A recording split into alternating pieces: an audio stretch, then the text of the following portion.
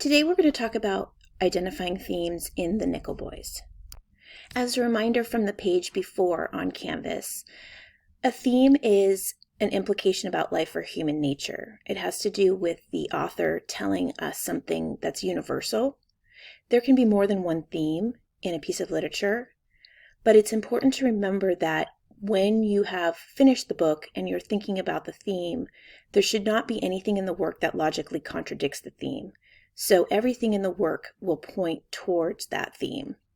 And a theme is a complete idea. Examples of themes could be friends are not always trustworthy, poverty can transform honest people into criminals, realistic goals lead to greater success, gossip erodes society, and politics is just a game. These would be very different books that at the end of reading, you would come to the conclusion that the author was telling us these things are true. When thinking about identifying a theme, we want to begin with some big ideas, some concepts that are universal to human experience. So we might think about good versus evil, power, freedom, greed, and any of the words that are listed here, and many, many more. Notice that these are not complete ideas, but they're the start of a complete universal concept that the author might be pointing to. Therefore, if you notice that you're reading a book where the protagonist seems to be greedy, or in the plot, the protagonist is running into a lot of greedy people, or there are a lot of symbols of greed within the work, it's likely that the theme will include something to do about greed. So let's dig into what we know so far from the Nickel Boys.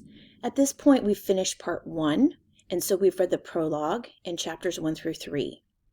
In essence, we know that the protagonist is part of the Nickel Academy, and there's a secret graveyard filled with students that's found on the site of the closed reform school. Our protagonist, Elwood, is a young African-American boy, and he lives with his grandmother, and he works hard to do well in school and at his job working for Mr. Marconi. He's inspired by the works of MLK and his activist teacher. He's honest, idealistic, and has a strong moral compass. As far as symbols are concerned, the MLK record seems to figure very prominently so far in the book. And that might symbolize the promises of an increasingly more just society. We also had a race for encyclopedias that turned out to be empty, and this might symbolize empty promises. The author also discusses Funtown, where African Americans are not allowed because it's segregated, and Elwood thinks that if he works very hard in school and gets all A's, he might be able to get into Funtown at some point. But hard work will not lead to a ticket because of his race. And so Funtown might represent racism. So as we proceed, we want to be thinking about all of these things.